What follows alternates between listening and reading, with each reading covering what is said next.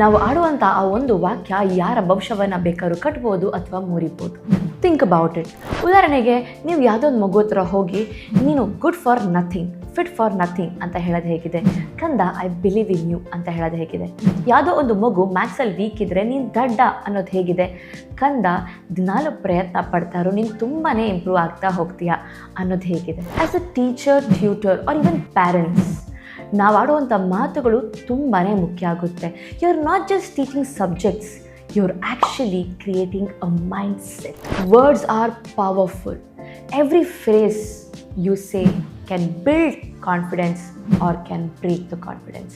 B honest, ನಿಮ್ಮ ಬಾಲ್ಯದಲ್ಲಿ ಅಥವಾ ನಿಮಗೆ ಯಾರಾದರೂ ಒಂದು ಕಾನ್ಫಿಡೆನ್ಸ್ ಬಿಲ್ಡ್ ಮಾಡುವಂಥ ಮಾತು ಹೇಳಿದರೆ ಅದು ಯಾವುದು, ಅಥವಾ ಕಾನ್ಫಿಡೆನ್ಸ್ನ ಮುರಿಯುವಂಥ ಮಾತಾಗಿದ್ದರೆ ಅದು ಯಾವುದು ಅಂತ ಕಮೆಂಟ್ ಮಾಡಿ ನಮಗೆ ತಿಳಿಸಿ. ಧನ್ಯವಾದಗಳು.